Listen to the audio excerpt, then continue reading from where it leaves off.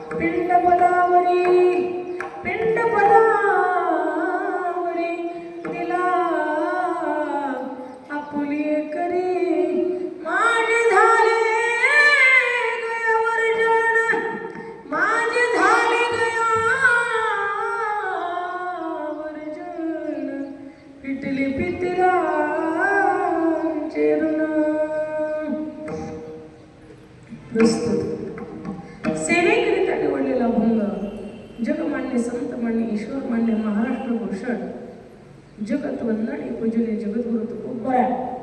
आवाज येतोय ना? नाही येत ना? क्लिअर करा ना आवाज. कुठे गेले सिस्टीम मध्ये? जरा विकू द्या जरा.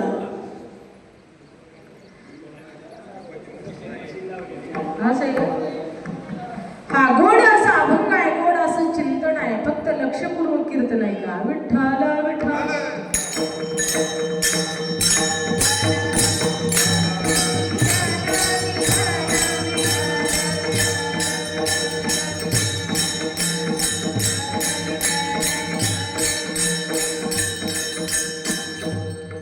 ऐका, कीर्तनाचं आयोजन नियोजन प्रयोजन कशासाठी आहे, काय निमित्त आहे तुम्हाला समजण्यासाठी तुम्हाला माहितीच आहे. तरी परंतु वाक्याचं कर्तव्य असतं सांगणं. कारण प्रथम पुण्यस्मरण वर्षश्राद्धानिमित्त कैलासवासी मधुकर निवृत्ती बनसोडे हे आपल्यातून निघून गेलेले आहेत. म्हणून या ठिकाणी शोकाकुल बनसोडे परिवार यांनी या ऋणातून, वडिलांच्या ऋणातून मुक्त होण्यासाठी वर्ष श्राद्धानिमित्त कीर्तनाचा कार्यक्रम ठेवलेला आहे. परम आदरणीय परमस्नेही त्यांचे थोरले चिरंजीव आदरणीय दत्तात्रय बनसोडे यांनी गोड असं आयोजन नियोजन केलेलं आहे. त्यांना प्रथमतः मी धन्यवाद देते. कारण कुळी कन्यापुत्र होती जे सात्विक तयाचा हरिक वाटे देवा. कारण महाराज सांगतात मातृ ऋण, पितृ ऋण आणि ऋषी ऋण आणि देव ऋण, 4 प्रकारचं ऋण असतं माणसावरती. त्या ऋणात मुक्त होण्यासाठी हा छोटासा प्रयत्न. म्हणून दत्तात्रय बनसोडे यांनी आपल्या वडिलांच्या श्राद्धानिमित्त कीर्तनाचं आयोजन नियोजन प्रयोजन केलेलं आहे. आणि खरोखर या ठिकाणी कैलासवासी मधुकर निवृत्ती बनसोडे यांचं वर्षश्राद्ध मी प्रथमतः त्यांना भावपूर्ण श्रद्धांजली समर्पित करते. हे आपल्यातून निघून गेलेले आहे. बनसोडे परिवारावरती अत्यंत दुःखाचा डोंगर कोसळलेला आहे. त्यांच्या सुनबाई मनीषा बनसोडे, दुसऱ्या सुनबाई सारिका बनसोडे, पत्नी रुक्मिणी बनसोडे, बहीण आसराबाई बोराटे, मुलगी विजय अनारसे, गौरी कुदळे, नातू शुभम चैतन्य स्नेहा कार्तिक, पुतण्या युवराज बनसोडे, अशा पद्धतीने गोड असा त्यांचा परिवार आहे. आणि त्या परिवाराने गोड असं या ठिकाणी नियोजन केलेलं आहे. आणि खरोखर तुम्ही आम्ही सर्व बनसोडे परिवाराच्या सुखदुःखामध्ये आपण सामील आहोत. म्हणून या ठिकाणी वर्षश्राद्धाच्या कार्यक्रमासाठी सर्व या ठिकाणी उपस्थित आहेत. रामकृष्ण हरी. विठ्ठल विठ्ठल भजन करा. विठ्ठल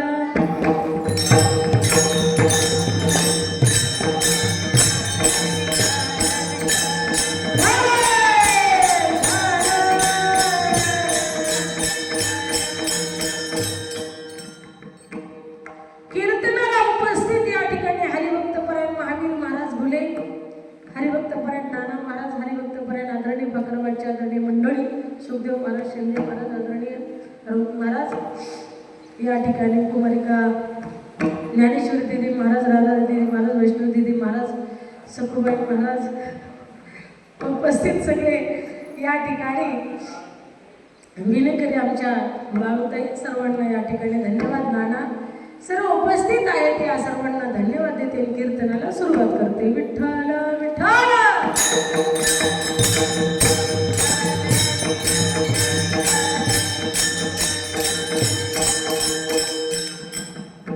अभंग फार गोड आहे. ऐकायला येते ना तुम्हाला? का नुसतं खणखत आहे? खणखत आहे ना? काय येतं ऐकू? इकडं मोरया म्हणतात. पुढे या. ठीक आहे, बस आपण ऐकू येतं एवढंच विचारते. हा चला. म्हणून या ठिकाणी चार प्रकारचे ऋण असतात. मातृ ऋण, पितृ ऋण, देव ऋण आणि ऋषी ऋण. चार प्रकारचे ऋण. आणि सोहळे 3 प्रकारचे असतात. जन्म सोहळा, लग्न सोहळा आणि मृत्यू सोहळा. हे कोणाला चुकत नाही. कारण जन्माला आपण आलो, आपला जन्म सोहळा झाला, बारसं झालं, नाव ठेवण्यामध्ये आलं. हा, नंतर लग्न सोहळा, लग्नाचा सोहळा जीवनामध्ये तो एक सोहळा असतो. आणि शेवटचा म्हणजे मृत्यू सोहळा असतो बघा.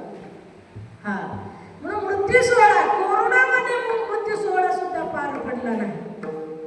कारण नवऱ्याच्या मौतीला बायको नाही, बायकोच्या मौतीला नवरा नाही. कोरोनासारखं महासंकट या देशावरती आलं होतं. आणि त्या संकटामध्ये मृत्यू सोहळ्याला कोणीच कोणाला हजर नव्हतं.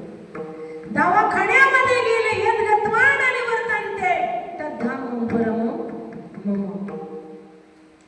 तिथं गेलं की त्या ठिकाणी पॉझिटिव्ह निघलं की संपलं, समजायचं. ज्यांचं आयुष्य संपलं ते गेले, ज्यांचं आयुष्य शिल्लक राहिलं, बोनस मध्ये तुम्ही आम्हाला दिलेलं आयुष्य आहे आता हे. हा, मग आपण काय करायला पाहिजे? तर उरले ते हरी तुम्हा समर्पण, देवाला अर्पण करायला पाहिजे. पण तसं आपलं होत नाही. मसन वाट्यात गौऱ्या गेल्या तरी प्रपंच सुटत नाही. सोडू नका असं मी म्हणतच नाही, पण रिटायर झाल्याच्या नंतर तरी सोडावा ना, नाही का? 80 वर्षाचं झाल्यानंतर तरी सोडावं ना, तरी सुटत नाही. 80 वर्षाचं म्हातारं झालं आणि पडवीमध्ये बाज टाकून त्याला टाकलं, उठा येईना, बसा येईना, आवाज खोल गेला, आवाज खोल गेला. 4 पोरं होते, एक इंजिनियर होता, एक डॉक्टर होता, एक बागायतदार होता, एक व्यापारी होता. मुलं सुसंस्कारी होते. मुलांनी विचार केला, म्हटले बाबांचं दुखत आहे, म्हटले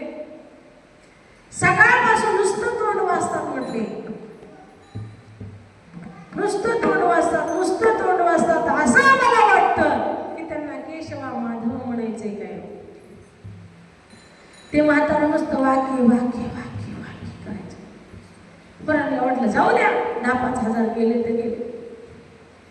डॉक्टर MBBS डॉक्टर बोलवले.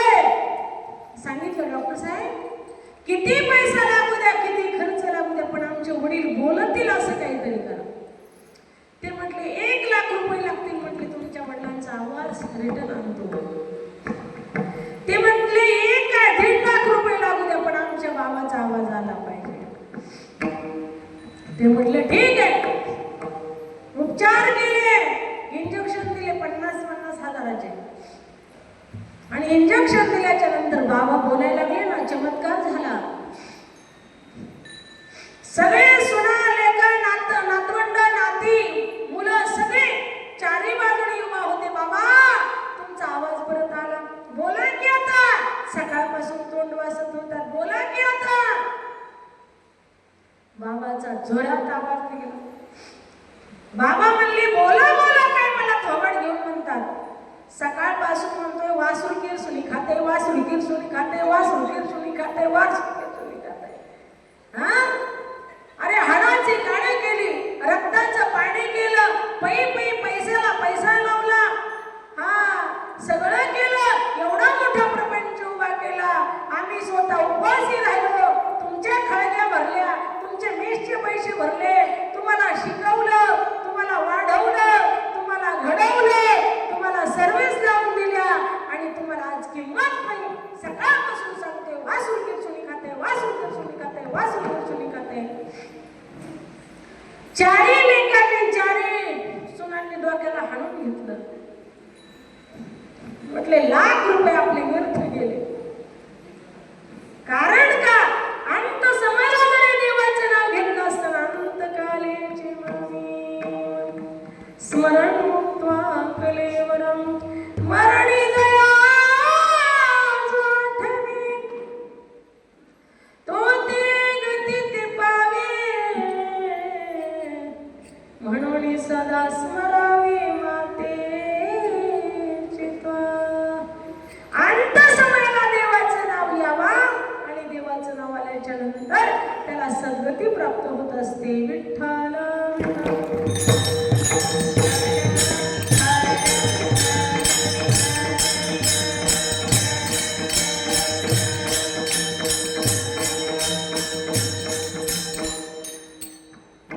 म्हणून एवढा अट्टहास कशासाठी आहे?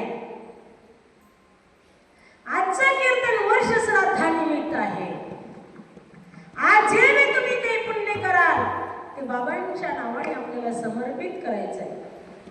ब्रह्मार्पणं ब्रह्महवी, ब्रह्माणो ब्रह्मैवतं, ब्रह्मैव तेन गन्तव्ये, ब्रह्मकर्म समाधिना.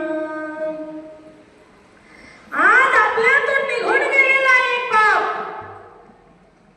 त्यांचं वर्ष श्राद्ध आहे, आणि त्यांच्या वर्ष श्राद्धानिमित्त कीर्तनाचं पुण्य हे त्यांना समर्पित करायचं आहे. अन्नदानाचं पुण्य त्यांना समर्पित करायचं आहे. आज जे बी काही तुम्ही त्यांच्या नावाने कराल ते त्यांना पोहोच होतं. तुम्ही म्हणाल हे कसं? हे पोहोच होतं का इथं केलेलं तिथं? तुमचा गीताशास्त्रावरती भरोसा विश्वास आहे का? श्रीमद भगवद्गीता भगवान श्रीकृष्ण परमात्मा सांगतात, आयन्ति देवव्रतां देवा पितृण्यन्ति पितृव्रताः भूतानि यन्ति भूतेच यन्ति मर्त्योऽर्जुनोऽपि माम्. स्वतः भगवान कृष्णकडे या सांगतात, तुम्ही जसं पितृ जीव घालतात आणि पितरांच्या नावाने नैवेद्य समर्पित करतात, पाव पाव पाव पाव पाव पाव पाव पाव, हे नाही का? पितृ दोष लागू नये म्हणून पितृ जीव घालावं लागतात, नाही का? तसं तुम्ही म्हणाल मेलेले माणसं त्यांना कुठे हे पुण्य समर्पित होतं का? होतं. त्यांच्या नावाने आज तुम्ही करताय.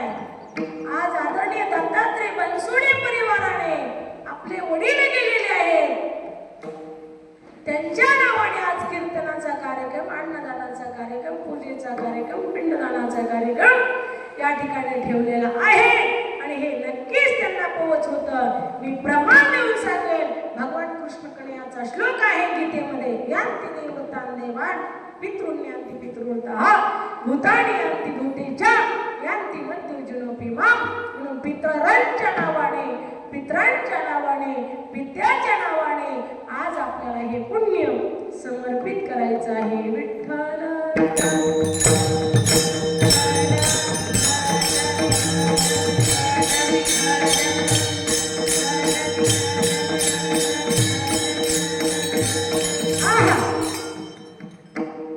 एक बाप जीवनातून निघून गेल्याच्या नंतर बापाची किंमत कळत असते.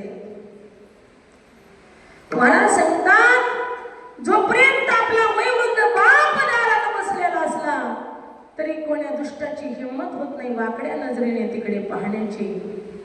पण जोपर्यंत बाप आहे ना तोपर्यंत मला सांगतात त्या आई बापांची सेवा करा. या बनसोडे परिवाराने सुशिक्षित असा परिवार आहे. यांनी खूप अशी वडिलांची सेवा केली. खूप मोठ्या दवाखान्यामध्ये त्यांना ऍडमिट केलं, त्यांची सेवा केली.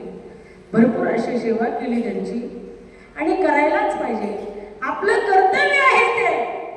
आपण लहान असताना आपले आई बाप स्वतःच्या अंगावरती किती कष्ट घेतात, उपवाशी तापशी राहतात. पण मुलाचे असताना शिक्षणाची व्यवस्था करतात, डब्याची व्यवस्था करतात, रूमची व्यवस्था करतात, त्यांना शिकवण्याची व्यवस्था करतात, कुठेतरी सालं घालतात, कुठेतरी व्याजाने पैसे काढतात, कुठेतरी वावरं ऐकतात आणि आपले लेकरं शिकवतात. शिकवलेच पाहिजे. शिक्षण म्हणजे हे वाघिणीचं दूध आहे. आणि वाघिणीचं दूध पिल्याच्या नंतर माणूस गुरगुर केल्याशिवाय राहत नाही. म्हणून शिक्षण हे शिकायलाच पाहिजे. संत भगवान बाबा सांगायचे, वावरं ऐका पण लेकरं शिकवा. संत कैकाडे महाराज सांगायचे, उपवासी राहा पण व्याजाचा पैसा वापरू नका.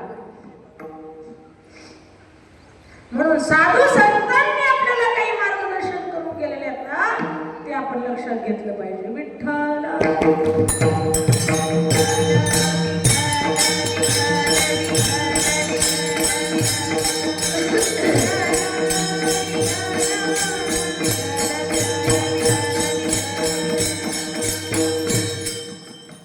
म्हणून बनसोडे परिवाराला द्यावे तेवढे धन्यवाद थोडेच. महाराज सांगतात त्या बापाने हाडाची काढ रक्ताचं पाणी केलेलं असतं. नेत्राचा दिवा दिव्या नसताना त्या ठिकाणी खरोखर हाताचा पाळणा करून नितांत प्रेमाने लेकराला वाढवलं घडवलं असतं. आणि काही लोक म्हातारपणी त्यांना वाऱ्यावरती सोडतात, वृद्धाश्रमामध्ये सोडतात. महाराष्ट्रामध्ये वृद्धाश्रम आहेत महाराज. ही शोकांतिक आहे. महाराष्ट्र हा छत्रपती शिवाजी महाराजांचा महाराष्ट्र आहे. माझ्या जिजाऊचे पुण्याई कशी आले वफाला, माझ्या जिजाऊची पुण्याई कशी आली वफाला. तो बापाचा बाप गाव शोभा जयकारा, तो बापाचा बाप गाव शोभा जयकारा, तो बापाचा बाप गाव शोभा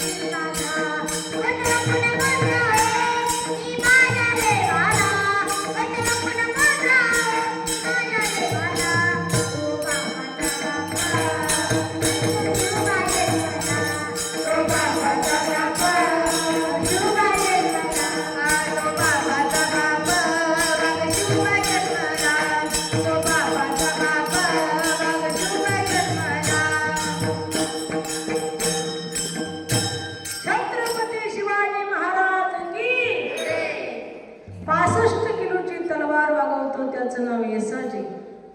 2000 लोकांबरोबर खिंड लढतो त्याचं नाव बाजी. हात तुटला तरी लढत राहतो त्याचं नाव तान्हाजी. 1.5 तासामध्ये दुश्मनाच्या तंबूचा कळस काढून आणतो त्याचं नाव धनाजी. वाघाला फाडतो त्याचं नाव धर्मवीर संभाजी. आणि सर्वांना एकत्रित मिळून स्वराज्याची ध्वजा उभारतो त्याचं नाव छत्रपती शिवाजी महाराज की. हा चला, म्हणून या ठिकाणी महाराज सांगतात हा महाराष्ट्र छत्रपती शिवाजी महाराजांचा आहे. हा महाराष्ट्र संत जनाबाई, संत मुक्ताई, वीर वीरांगणा आऊसाहेब जिजाऊ, सावित्रीबाई फुले, अहिल्यादेवी होळकर अशा असणाऱ्या वीरांगणांचा महाराष्ट्र आहे. जगद्गुरु तुकोबराय, संत सावता महाराज, संत ज्ञानेश्वर महाराज अशा साधू संतांचा पवित्र महाराष्ट्र आहे. आणि या महाराष्ट्राच्या भूमीमध्ये या ठिकाणी खरोखर काही काही असे धर्मराजासारखे लेकर असतात की ते आईवडिलांची श्रावण बाळासारखी सेवा करतात. श्रावण बाळ काशीला घेऊन चाललेला होता आपल्या आईवडिलांची इच्छा पूर्ण करण्यासाठी, काशी विश्वनाथाचं दर्शन करण्यासाठी. कावड त्याने असे खांद्यावरती घेतली आणि काशीला निघाला. अशी सेवा करणारे काही श्रावण बाळ असतात. पण काही दूरधरासारखे आईचा पुत्र व्हावा गुंडा, रोज त्याचा पोलीस स्टेशनला झेंडा. आणि काही काही असे पुत्र आहेत, काहीचा पुत्र व्हावा गुंडा, त्याचा त्रैलोक्यला झेंडा. छत्रपती शिवाजी महाराजांसारखे, संत सावता महाराजांसारखे, संत जगद्गुरु तुकोबराय ज्ञानोबरायांसारखे, बजरंग बलींसारखे अशा पद्धतीने मातृपितृ सेवा करणारे पुत्र. म्हणून या ठिकाणी मला सांगतात आपल्याला सांगायचे की बाबा आपल्या जीवनातून बाप निघून गेल्याचं दुःख काय असतं.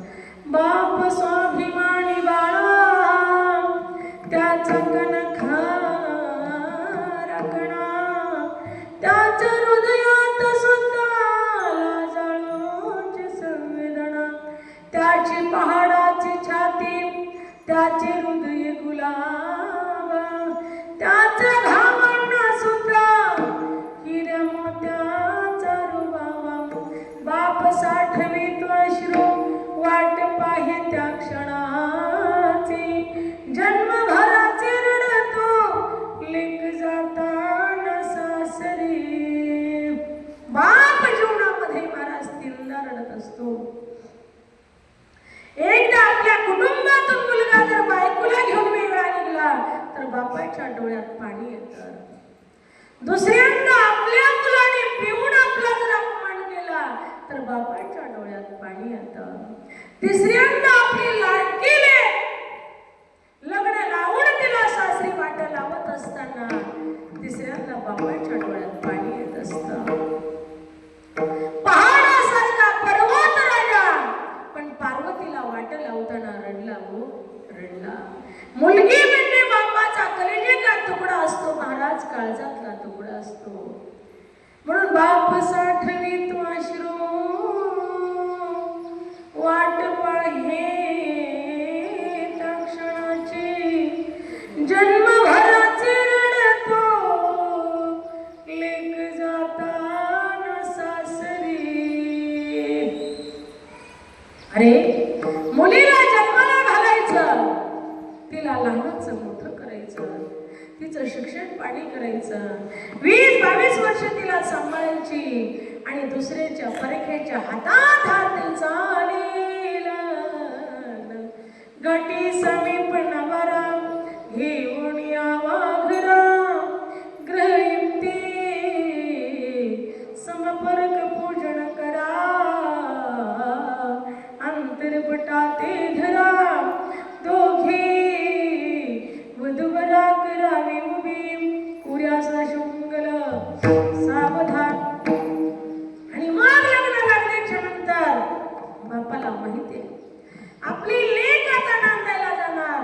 बाप तिच्या समोर सुद्धा येत नाही, इकडे तिकडे तोंड खुपसवतो आणि आपल्या हातातला रुमाल डोळ्याला लावतो.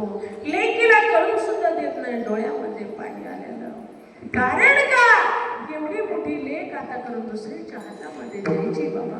ते माणसं कशी असतील, तिचा नवरा कसा असेल, सासरा कसा असेल, सासू कशी असेल, घरदार कसं असेल, सगळं त्या ठिकाणी विचार करून ती मुलगी आता तिला विदाई करायचं आहे. बाप धाय माय उठून रडतो, पण लेकीच्या पुढं येत नाही. लेकीच्या त्याच्या तोंडाकडे बघते. कुठे गेले ओ माझे बाबा, कुठे गेले ओ माझे बाबा, इकडे दिसतील माझे बाबा, तिकडे दिसतील माझे बाबा. लेक गाडीत बसल्यानंतर बाबा पुढे येतो आणि गाडीतून उतरून गळ्यामध्ये मिठी मारून हंबरडा फोडते. ती लेक असते. तेव्हा बापाच्या असताना खरोखर संयमाचा बाण फुटतो आणि ते त्या ठिकाणी मोठ्या मोठ्याने बाप रडतो. म्हणून बाप साठवीत अश्रू, वाट पाहि त्या क्षणाची, जन्मभराचे रडतो लेक जाताना सासरी.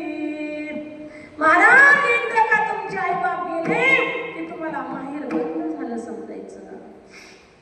80 वर्षाची आई असू द्या आणि 60 वर्षाची लेक असू द्या, नातवंडाने सांगितलं ना, आजी आत्या आली ग, आत्या आली. उन्हाळ्याचे दिवस असावे, आत्याच्या चपला एसटी मध्येच विसरून राहिल्या. आत्या चालू लागली आणि त्या ठिकाणी सडक आहे, गरम झालेली आहे, पायाला चिकटती डांबर.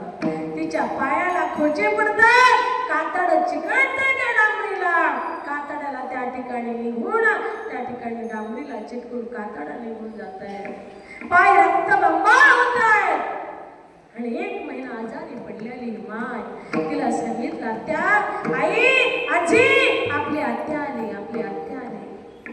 ताडशीला ती म्हातारी उठते हो आणि टोपल्यातला तुकडा घेते, त्याला काळे लावते, तांबर पाणी घेते, 2 पाऊल पुढे जाते. आली वैगे माझी बाई, तिच्यावरून तुकडा वळून टाकते.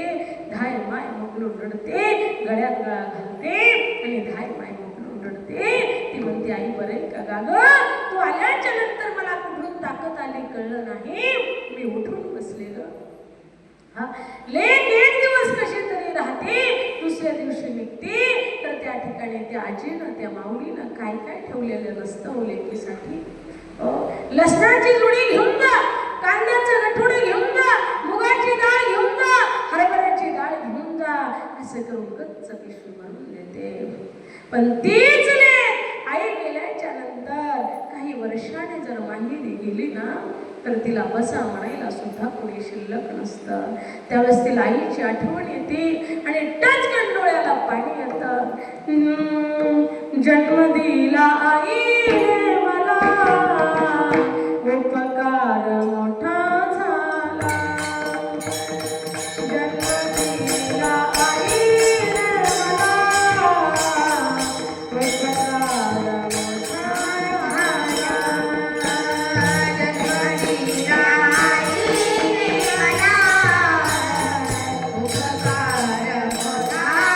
झाला. जन्म दिला आई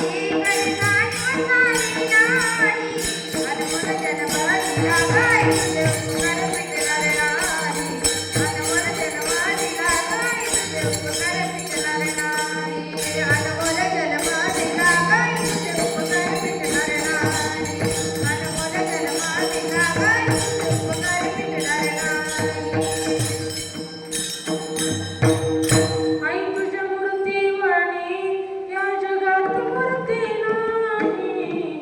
अनमोल जन्म दिला ग आई तुझे उपकार भेटणार नाही. अनमोल जन्म दिला ग आई तुझे उपकार भेटणार नाही. आईची माया तशीच वडिलांची सुद्धा माया महाराज. आई जर जीवनातून निघून गेली ना, मायेचा हात फिरवणारा माणूस शिल्लक राहत नाही. तसं वडील सुद्धा जीवनातून निघून गेल्याच्या नंतर आपल्या डोक्यावरचे छत्र गेलं असं समजायचं. कारण आई जे करत असते ती दररोजच्या जेवणाच्या सामुग्रीची तयारी करत असते, आणि बाप जो करत असतो तो जीवनाच्या आयुष्याच्या जेवणाची सामुग्री करत असतो.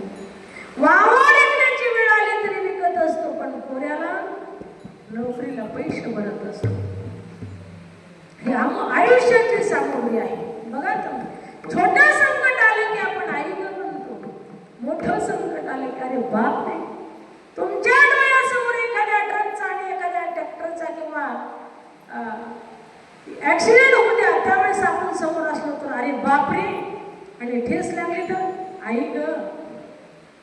मोठ्या संकटाला बापाला बोलवावं लागतं आणि छोट्या संकटाला आईला बोलवावं लागतं. म्हणून मला बाप सुद्धा थोडक्यात तुम्हाला सांगायचं आहे महाराज. कारण एक बाप आपल्यातून निघून गेलेला आहे. कैलासवासी मधुकर निवृत्ती बनसोडे हे चालता कोणता बिचारे आजोबा निघून गेले. या परिवारावरती अत्यंत दुःखाचा डोंगर कोसळला. फार कठीण आहे महाराज, सांगायला आम्ही दररोज सांगतो, पण ज्यावेळेस आपल्यावरती बेतत ना त्यावेळेस कळत असतं महाराज, त्यावेळेस कळत असतं. ज्यावेळेस आमची आई गेली ना त्यावेळेस कळलं काय दुःख असतं. आई गेल्याचं काय दुःख असतं. तसं आज ज्यांची या बनसोडे परिवाराचे वडील गेलेत ना, त्यांना किती उणीव भासत असेल. एक आपल्या घरातला असताना या ठिकाणी व्यक्ती गेलाय, आधार स्तंभ गेलेला आहे, किती दुःख आहे. दुसऱ्याचा बाप बघितला तरी आपल्या बापाची आठवण येते बाबा, आपल्या बापाची आठवण येते. कारण जीवच तेवढा लावलेला असतो आई बापाने. आई बाप तुम्हाला जेवढा जीव लावतील ना तेवढ्या जगात कोणी लावणार नाही, जगात कोणी लावणार नाही. आता बेवड्यांचा विषय सोडून द्या, तो मी सांगणार नाही. पण जे सुसंस्कारी आई बाप आहे ते लेकरांसाठी जीव द्यायला सुद्धा मागत घेत नाही, जीव द्यायला सुद्धा मागत घेत नाही. लोकांचा बाप बघितला की अरे माझा बाप सुद्धा असंच होता ना, चांगला होता ना, लय म्हातारा झाला नव्हता ना, चांगला चालत होता ना, चांगला बोलत होता ना, कसे गेले बाबा तुम्ही आम्हाला सोडून, का गेलात बाबा आम्हाला सोडून. मन मनाला विचारतो, मन मनाला विचारतं. महाराज एक असताना खबर या भारत देशामध्ये आपले अनेक जवान या ठिकाणी फौजीमध्ये काम करतात, आर्मीमध्ये काम करतात, देश सेवा करतात. हे मेरे वतन के लोगों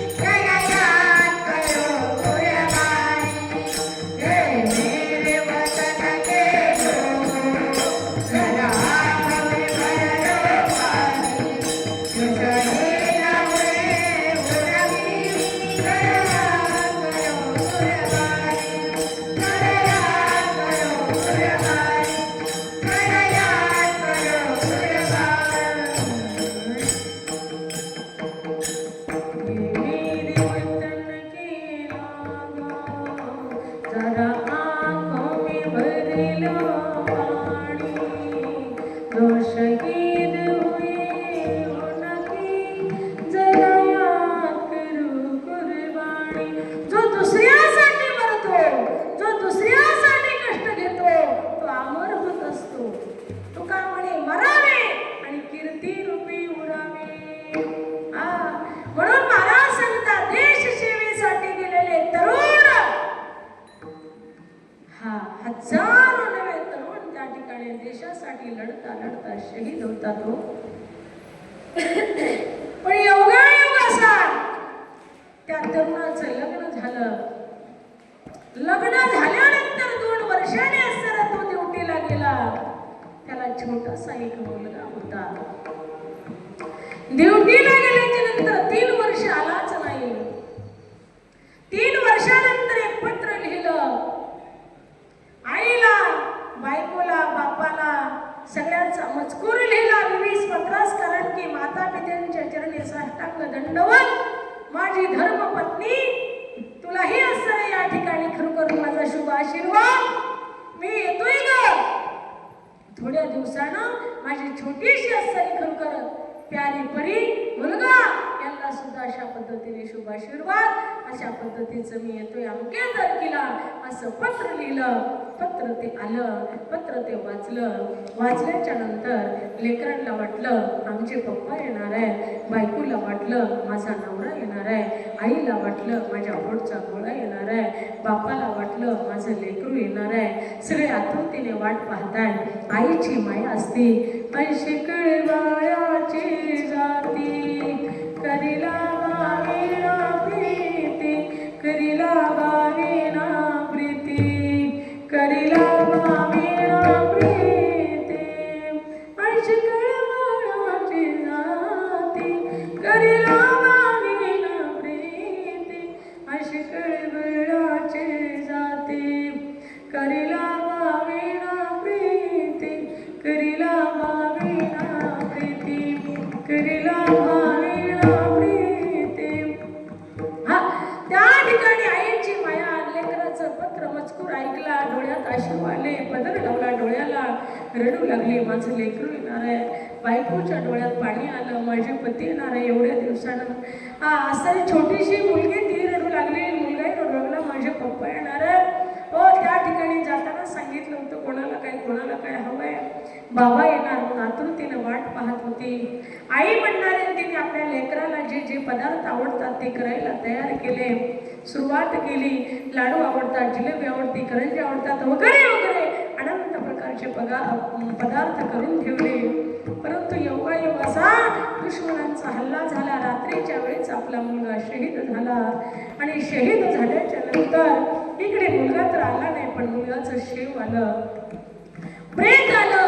आणि आल्याच्या नंतर महाराज तो आकांत, तो आक्रोश, ते दुःख, हा साहे दुःख त्या गावावरती कोसळलेलं दुःख, कुटुंबावरती कोसळलेलं दुःख, त्या परिवारावरती कोसळलेलं दुःख, असाह्य दुःख आकसा बक्षी सगळे रडू लागले, दुःख व्यक्त करू लागले. खूप दिवस त्या ठिकाणी दुःख त्यांना झालं. तो विधी सगळं झाला. काही दिवस निघून गेल्याच्या नंतर मुलगा असताना 5-6 वर्षाचा झाला. त्याला शाळेमध्ये टाकलं. शाळेमध्ये तो जाऊ लागला. जात असताना दुसऱ्या मुलांचे आईवडील त्यांना घ्यायला येत असायचे, परंतु ह्याला घ्यायला यायला त्याचे वडील राहिलेले नव्हते. परंतु त्याला आठवण यायची, माझे बाबा पण मला घ्यायला आले असते ना, माझ्या बाबांनी पण मला दप्तर आणलं असतं ना, माझ्या बाबांनी पण मला पेन्सिल आणली असते ना, माझ्या बाबांनी पण मला मोटरसायकलवर घ्यायला आले असते ना. दुसऱ्या मित्रांचे बाबा येत आहेत ना, मी त्याच्या डोळ्याला पाणी येत होतं. सज्जनो, डोळ्याला पाणी येत होतं. त्याला हुंदका येत होता. रडत रडत आईपाशी येत होता. आईला विचारत होता, अगं आई, माझे बाबा कुठे गेले, माझे बाबा कुठे गेले गाई, माझे बाबा कुठे गेले गाई. आई म्हणत होती, बेटा, अशा गावाला तुझे बाबा गेले की परत न येणाऱ्या गावाला गेलेले आहेत, परत न येणाऱ्या गावाला गेले. तिला हुंदका आला. मोठ्याने रडायला लागली होती बिचारी माऊली. आणि तो मुलगा म्हणतोय, मला कसंच होत या बाप लोकांचा बघता, मला कसंच होत या बाप लोकांचा बघता, पुरी होता करतो या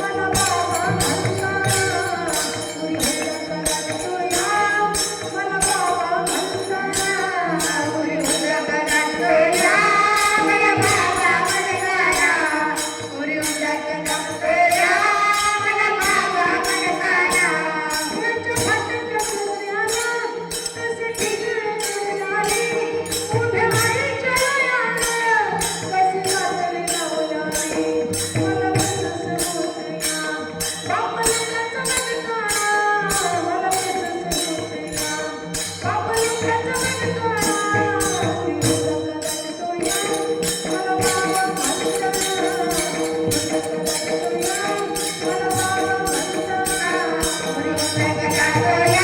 मला बाबा म्हणताना. जगतोया मला बाबा म्हणताना जगतोया मला बाबा म्हणताना माझं जन्माला हा बाप जीव सोडून गेला, माझ्या माऊलीचा देवा कसं वनवासी झाला, माझ्या माऊलीचा देवा कसं वनवासी झाला.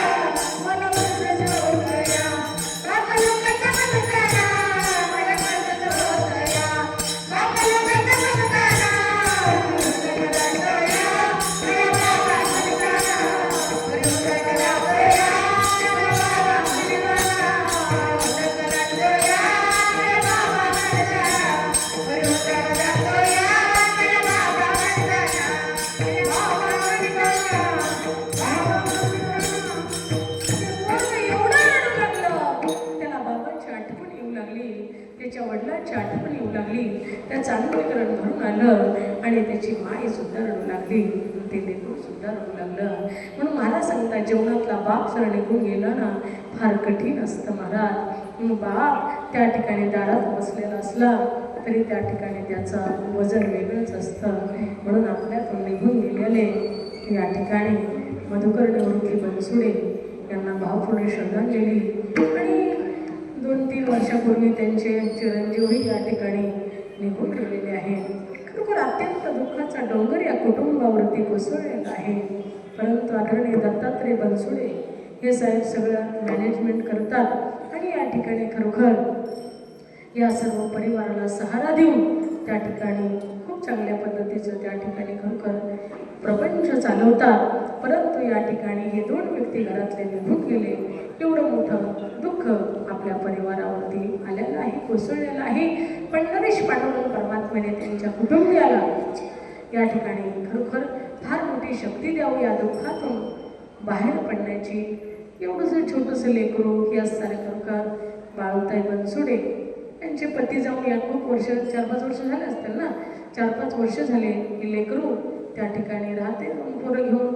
आणि आदरणीय त्यांचं कुटुंब त्यांना चांगल्या पद्धतीचे असणारे सहकार्य करतायत, चांगल्या पद्धतीचं त्या ठिकाणी सांभाळत आहेत. म्हणून बनसोडे परिवाराला मी मनपूर्वक या ठिकाणी धन्यवाद देईन.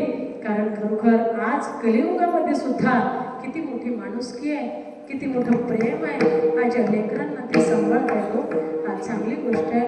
म्हणून या ठिकाणी खरोखर थोडे शब्दात त्यांना धन्यवाद देईल. आता मला सुद्धा सांगायला जड जात आहे फार, परंतु या ठिकाणी आता ते सांगणं म्हणजे फार कठीण असतं. हे प्रसंग एवढा त्या ठिकाणी सांगणं फार कठीण असतं. म्हणून मी पांडुरंगाला पुन्हा प्रार्थना करेल की या कुटुंबाला फार मोठी ताकद द्या, शक्ती द्या, या दुःखातून बाहेर पडण्याची ताकद द्या. ईश्वराला प्रार्थना करते. सर्वांनी प्रेमाने भजन करा. ढोका